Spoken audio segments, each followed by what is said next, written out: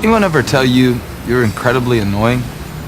Anyone ever tell you you're from Monk's Corner? Because I could literally smell the beef jerky and deer urine when you walked in the room. See, that's exactly what I'm talking about.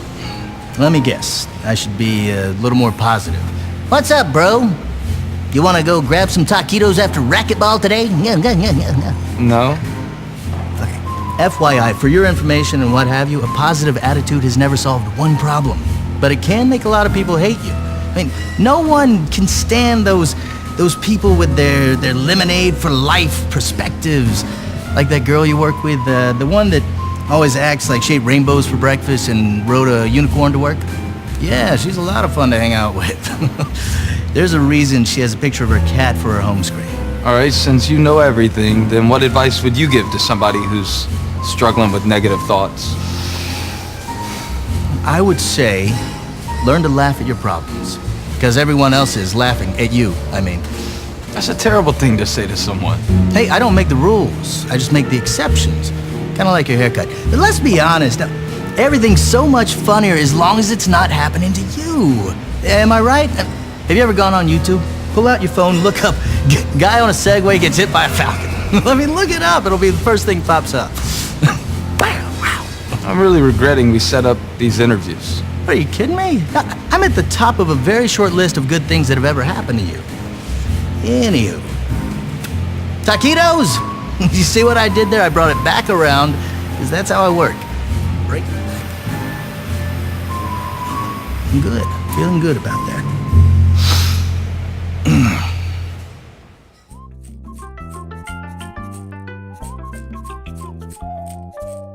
When I grow up, I want to feel completely inadequate as a mother. When I grow up, I want to crumble under expectations like a cheap lawn chair. When I grow up, I want to leave all my dreams on the table. When I grow up, I want to always overpromise and underdeliver. When I grow up, I want to silently resent my wife. When I grow up, I want to be known for my temper. When I grow up, I want to run from my problems like they're on fire.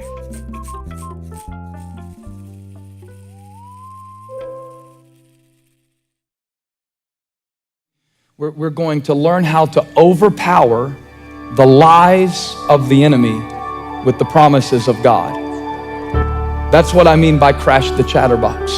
Learning how to think the thoughts of God is the most important habit that you'll ever develop.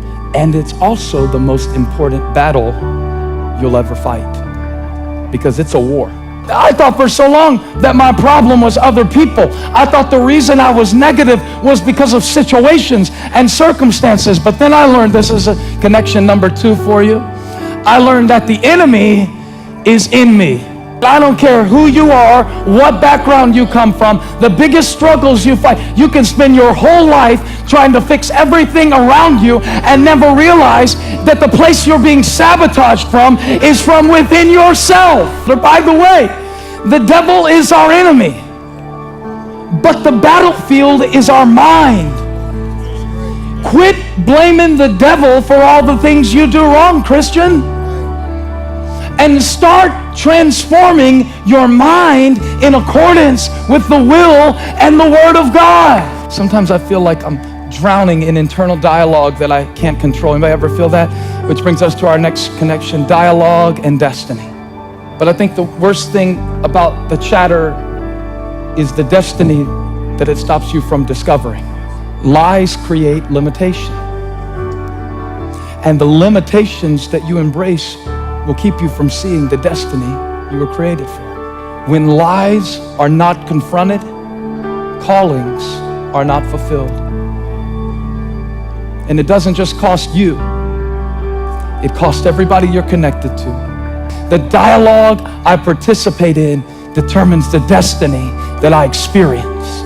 And see? And a lot of us aren't fulfilling our calling because we're having the wrong conversations within ourselves. The devil will do whatever he has to do and take the form of whatever he has to take the form. He'll say it through your boyfriend. He'll say it through your sister. He'll say it on TV. He'll put it in the newspaper. He'll say it on your text message. He will say whatever he has to say to get you from seeing who you really are. He wants to interrupt your destiny. You're not a helpless victim of your thoughts. Just because something is suggested doesn't mean you have to go along with it. I want to talk about whatever is true. Whatever is noble. Whatever is right. Whatever is pure. Whatever is lovely. Whatever is admirable. If anything is excellent or praiseworthy, think about such things. Think about, listen to, respond to such things. I am learning in my life that I can't stop the chatter. I can't determine what thoughts come. I can't determine, but I sure can block it when I've got something to put over my soul. I want to get to the point in my life where the devil can say whatever he wants, where my emotions can tell me whatever they want, but I don't live by the lie because I am open in my heart, watch this, to hear whatever God says. Now listen, if you want to hear what God is saying, you're going to have to block out whatever the enemy suggests.